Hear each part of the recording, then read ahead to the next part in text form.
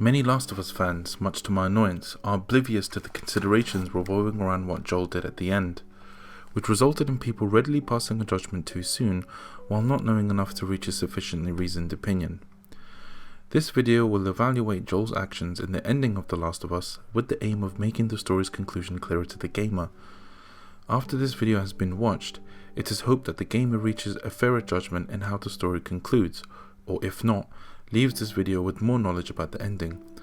In addition, we'll also debunk some myths that fans have been led to believe. So we'll begin by going through the evaluation point by point. If you have not played the game, please stop now and enjoy the story. Point 1.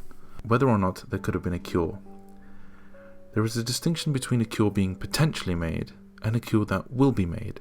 The Fireflies, or to be more specific, the lead surgeon behind Ellie's procedure, denotes in his recording that her infection and immunity is like no other in contrast to earlier subjects, thus meaning that there were multiple subjects before with immunities, but there were no satisfactory outcome leading to a cure. The difference with Ellie is that she is exceptional, relatively speaking, to the previous subjects. Her lab readings prove to be a lot more promising. Evidence for this is here, the surgeon recording, the first one you can find before you break out Ellie. 28. Marlene was right. The girl's infection is like nothing I've ever seen. The cause of her immunity is uncertain. As we've seen in all past cases, the antigenic titers of the patient's cordyceps remain high in both the serum and the cerebrospinal fluid. Blood cultures taken from the patient rapidly grow cordyceps and fungal media in the lab. However, white blood cell lines, including percentages and absolute counts, are completely normal. There is no elevation of pro-inflammatory cytokines, and an MRI of the brain shows no evidence of fungal growth in the limbic regions, which would normally accompany the prodrome of aggression in infected patients. We must find a way to replicate this state under laboratory conditions. We're about to hit a milestone in human history, equal to the discovery of penicillin. After years of wandering in circles, we're about to come home, make a difference, and bring the human race back into control of its own destiny. All of our sacrifices and the hundreds of men and women who've bled for this cause, or worse, will not be in vain. If the procedure takes place, Ellie will die, but the issue here is that the surgeon/scientists must still replicate how the infection is inside Ellie under lab conditions, thus meaning that a cure cannot be immediately manufactured. It still has to be sought for, and there is no guarantee that it will give exactly that. It is far too contingent. As noted, there were many test subjects before. Ellie was not the first. Yes, her infection was exceptional, but that does not necessarily mean a cure will be made this time round. To put it in another way, given what we can glean from the story as a whole, the possibility of there being a cure is still uncertain. The only thing that Ellie has that are different from the other people that were immune is that the way her infection has taken place, which was starkly different. Refer back to the recording if you didn't quite catch it the first time round. Nevertheless, the excitement from the Fireflies and surgical team is made clear as they unquestioningly proceed with the procedure. On this point, more information would have been nice as to the likelihood of a cure had the surgery taken place. Nevertheless, it is far too much of a gamble from Joel's perspective. Nor did anyone envisage that deriving a cure from Ellie would lead to her demise, hence why he changes his mind immediately. It even catches the player off guard.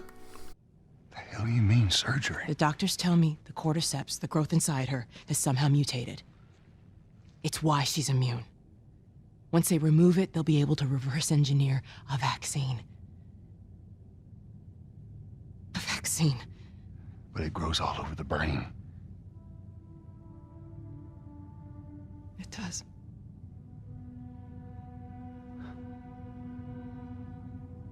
Find someone else. There is no one else. Listen, you were gonna show me where...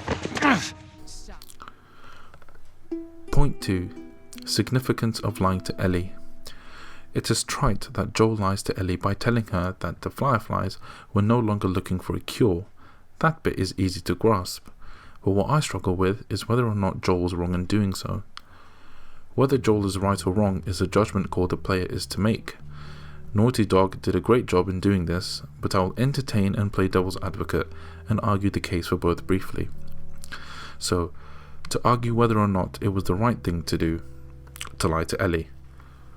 Not to sound too much like Nietzsche in Beyond Good and Evil, but why was it so bad to lie or to be untruthful at times, particularly now? Is it really foul or reprehensible, particularly when the lies used to achieve a positive outcome, which was Ellie not dying? It may not be desirable to lie and be untruthful, but many would not object, especially in these circumstances. Perhaps it was the right or good thing to do. Then again, this is a whole philosophical debate stretching far beyond the confines of this video, but you see the point. We know Ellie is a person of conviction and sees through what she wants to do. Throughout the game we see this, and her desire to provide the cure gets stronger, particularly when Joel offers to go back to Tommy prior to getting closer to the hospital near the end.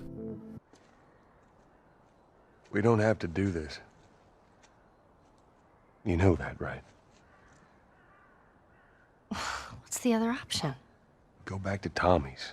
Just be done with this whole damn thing. After all we've been through.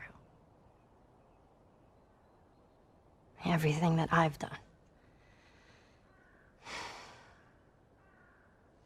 It can't be for nothing.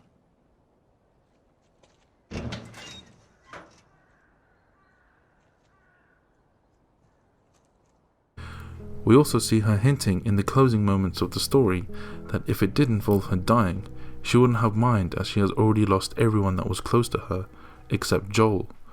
Which is why Joel proceeds to empathize with her and explain that you need to find more things to keep fighting for. You can see this in the scene that I'm about to show you. She says, let's just wait it out. You know, we can be all poetic and just lose our minds together. I'm still waiting for my turn. Ellie. Her name was Riley, and she was the first to die. And then it was Tess. And then Sam. None of that is on you.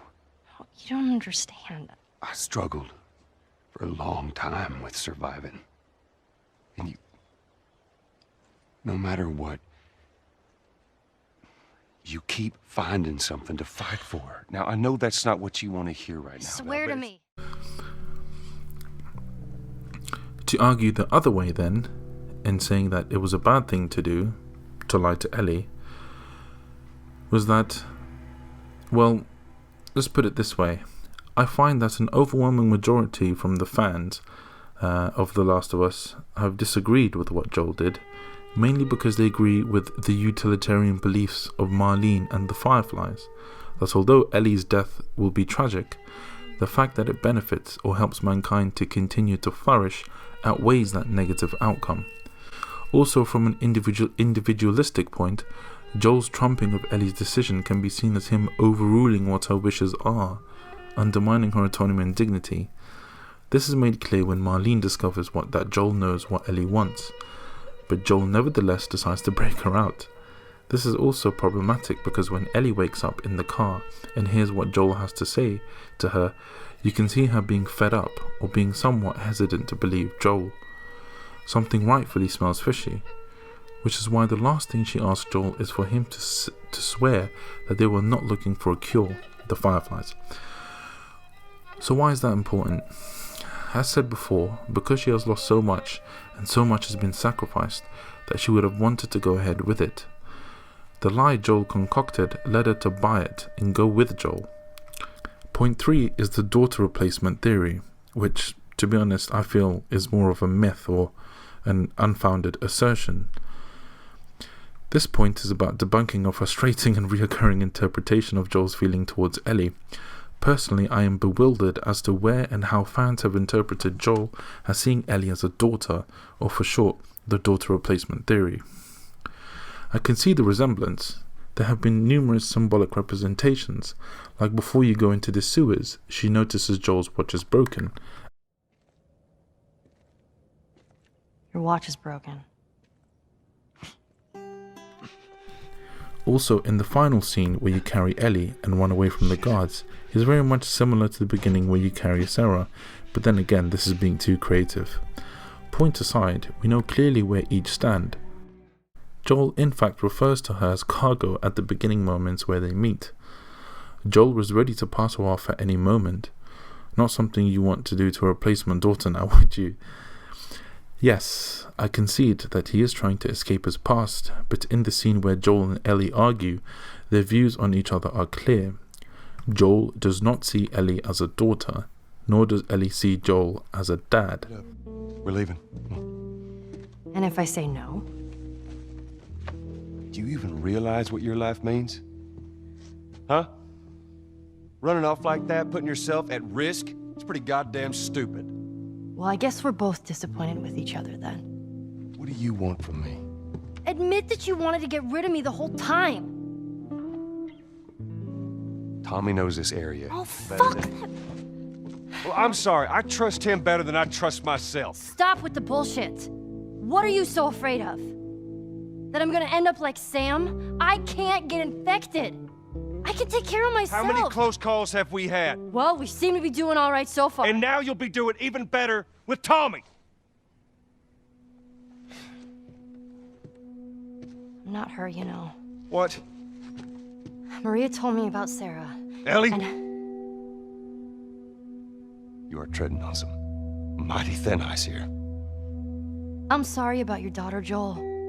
But I have lost people too. You have no idea what loss is. Everyone I have cared for has either died or left me. Everyone fucking except for you. So don't tell me that I would be safer with someone else, because the truth is I would just be more scared.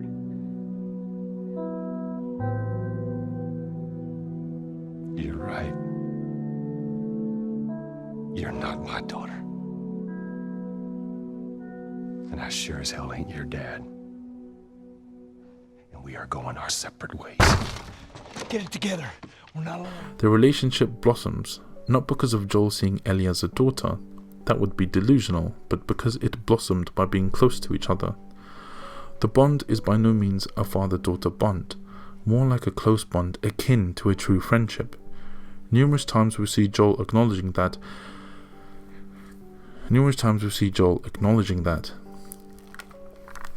When Ellie gives him the photo of him and Sarah, he finally accepts the past.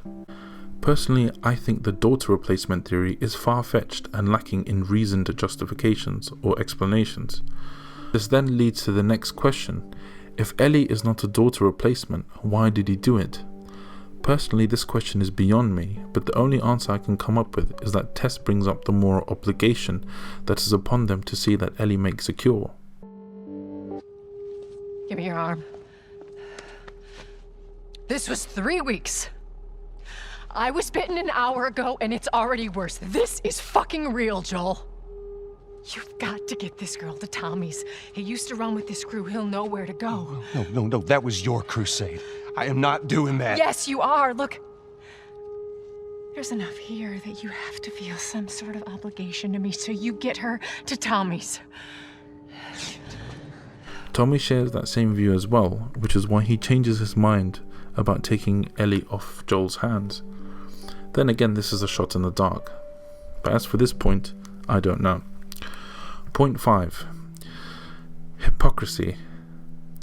Hypocrisy is the best way to kind of argue against what Joel did. Because using hypocrisy, if you're going to attack Joel hard, then you can accuse him of this. In the scene after he wakes up being captured by the Fireflies, he accuses and finding out that Ellie is to die in the process of making a cure, or trying to make the cure. He accuses the Fireflies of making a choice they cannot make, as it concerns Ellie's life and personhood, to nevertheless go on and snatch her back off the Fireflies on his own sense of moral justificatory framework. Maybe he was making a decision that Ellie was not in the right frame of mind to make. Joel is a more experienced survivor than Ellie. He lost his daughter, nevertheless. Ellie has also lost many she held dear as well. Look at Joel now 20 plus years later. Perhaps Joel knows what he is talking about in the end, where he says one must keep looking for things to fight for, particularly when one has lost so many. Well, that wraps up our short evaluation of the ending, particularly on Joel's conduct. I would like to thank you for listening to what I have to say about the ending. Hope you found that informative and that it whets your interest in the story.